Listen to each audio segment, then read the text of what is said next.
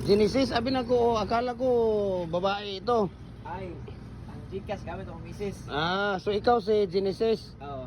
Genesis Sarigumbia Gumba. ng Sumilaw, Bukidnon. Oo. Ayun pala si Kuya. Sige, anong factory mo doon, Kuya? Mayroon kang concrete products doon? Hardware. Hardware? Anong hardware mo doon? Quadra Builders. Ha? Quadra Builders. Quadra Builders sa sa Sumilaw. Sumilaw.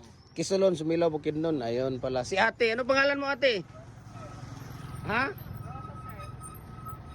Ano? Rosa. Rosa? Wife. Ayun. So yung hardware ninyo, anong pangalan ng hardware ninyo, Kuya? Quadra Quadra Builders. Builders sa Kisulon, Sumilaw, Bukidnon. Ayun, sila yung nag-order ng 4 na standard natin. Ito yung 4 na standard ninyo.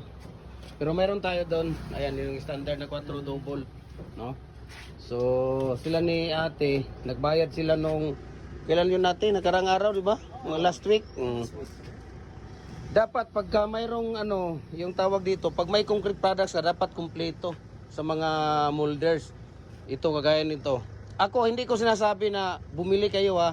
Ako, advice lang dahil sa matagal na naming nagko-concrete dito.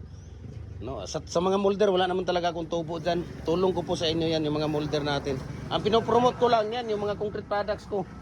Ayan. Dapat mayroon kayong kasi taga Sumilaw, Kisulon dito pumupunta sa amin na poste 300, 500, 600 mga kinukuha nila. Yung talagang pinaka maganda. Yan mga decorative, no? Dapat mayroon kayo yan. Ayun yung lower number 4. Kasi yan ang mga yung lower na yan. Yan ginagamit sa CR, sa kwarto, di ba? Na pumapasok yung hangin na hindi ka nabubusuhan. Ayan. Yan yung number 4 na lower, yan. Yan, hinawakan mo. Tapos ito, yung diamond. At saka itong rabbit na mga decorative. Yan, mga decorative. Yun, mga bricks yun. Nandun, mga bricks natin. No? So, galing pa sila ng Sumilaw, Bukidnon. Sila ni Ate Kisulon. Ayan. So, diba nagtanong kayo sa sa concrete post natin? Ayan. Pasok ka doon natin.